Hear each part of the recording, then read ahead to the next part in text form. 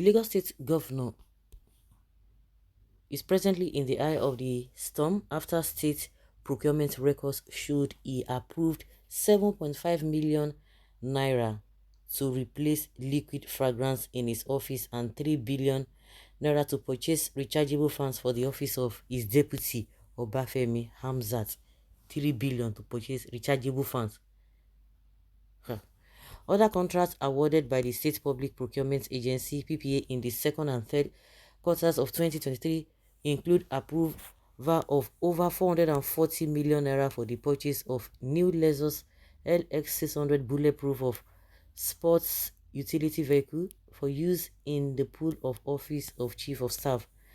The office of the Chief of Staff also got 18.5 million naira for the supply and distribution of 2,000 Noila chickens across the local government area and wards in the state. You know, when you hear this kind of money, you begin to wonder, where did they get this money from? You know, while I was growing up, when I hear this a billion, I said, no, it's like they're just trying to put up some figures. Where is the money? Because when you look at your surroundings, when you look at your environment, when you look at the news that, you know, concerning Nigeria at international level, you begin to wonder, where do they get this money from? Are they just writing nonsense, like just writing and putting figures so that they will write something? Because with what is happening in your immediate environment, the money is not there. Because if the money is there, the environment will be much cleaner and more serene than what it is, and it has always been till date. So where is the money? They can spend this kind of money for themselves, and you try to equate what they do with what they are being paid, whether they are the ones paying themselves or whether there's a body that is paying them. When you try to equate what they are doing compared to what they are being paid, you begin to wonder, these guys are just there doing beautiful rubbish. Go and check the past leaders. I've said this times without number for as many who care to listen.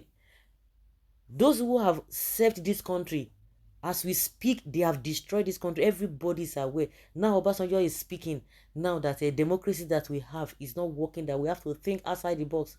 And you begin to ask, even Obasanjo as he stands today, go and check what is still being paid as president.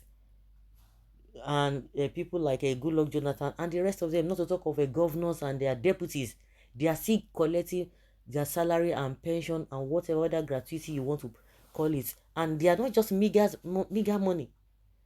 And now see the country that they have worked for, the country is ruined.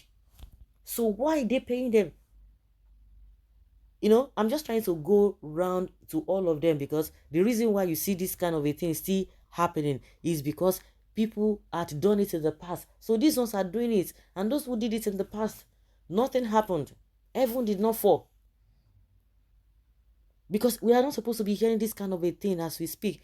There was a video I did before now talking about how United Kingdom will be spending, they have reserved or budgeted 8 billion pounds to repair potholes.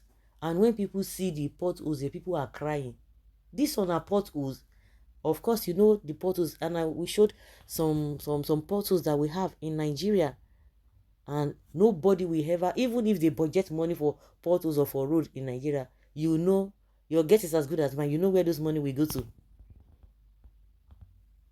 And you see all these people budgeting whatever to themselves. Like those of these politicians, the politicians that I'm talking about, that they are collecting these humongous salaries and what have you.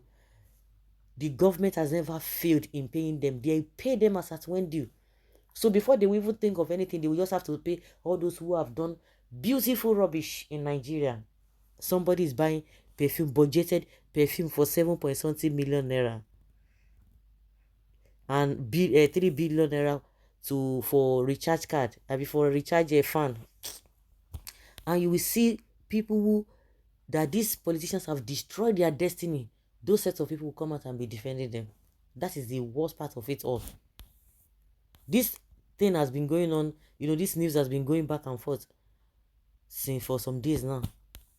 And somebody said, oh, the man who was able, but I think one SDP man, he was the one who was able to bring out all these things. Not that he framed what this whole budget. It is what is being said, and the man tried to explain it. Somebody said the man is jealous. Is jealous of a SANWO-OLU for buying perfume of a 7.7 or purchasing perfume for 7.5 million. That is jealous, and people are saying, what if at all that the man is just trying to explain this whole thing, out of jealousy? Those points, are they not valid? Like I said, those who these same politicians have ruined their lives, they are the ones that will come out and be and be defending them. It's just a terrible environment that we found ourselves, honestly speaking. Hmm. My goodness, can you just imagine? Meanwhile, the government also approved 152 million naira for the restoration of water supply at Idugoro Palace, the official residence of the Oba of Lagos. Okay, and no wonder that one will continue to sing their praises. Records also show that the state will spend its 581 million naira to renovate St. Andrew's Anglican Church in the Okepopo area of the state. The office of the deputy governor was awarded 30 million naira for monthly outreach of indigent citizens by the wife of the deputy governor. The office also got another 30 million naira for empowerment program. The 2023 governorship candidate of the Action Democratic Congress ADC in Lagos, Funsho Doherty, who raised questions about some of the contract, said he has written an open letter to Governor SANWO-OLU to review some of the projects. He said, I just wrote an open letter to the government or governor on the public procurement award reported by Lagos State Government for the second and third quarters of 2023, highlighting a number of issues for further scrutiny and remedial action. Judicious use of public funds is always important, and is especially so now, he wrote on his Twitter handle. According to Daily Trust, the public policy expert Dr. Abimbola Oyarinu said it's sad that the government is enjoying jumbo packages while asking the people to endure the suffering in the land. He, however, said Nigerians are living with the consequences of their choice or actions. The truth is, I don't even blame the government. I blame the people. The people will always get the leaders they deserve, in spite of the inflation and the fact that an average Nigerian can no longer eat as a human anymore. Our government has refused to adapt to the reality. You can no longer blame the government. The people are culpable. It will be business as usual because people don't even realize the implication of this mismanagement. Rather than hold the government accountable for lack of basic amenities, we have chosen to blame the devil because religion and government are in the marriage of defrauding Nigeria. Yes. And okay, the truth is that okay, they are blaming Nigeria. They will continue to blame now. They will continue to blame the so-called whatever.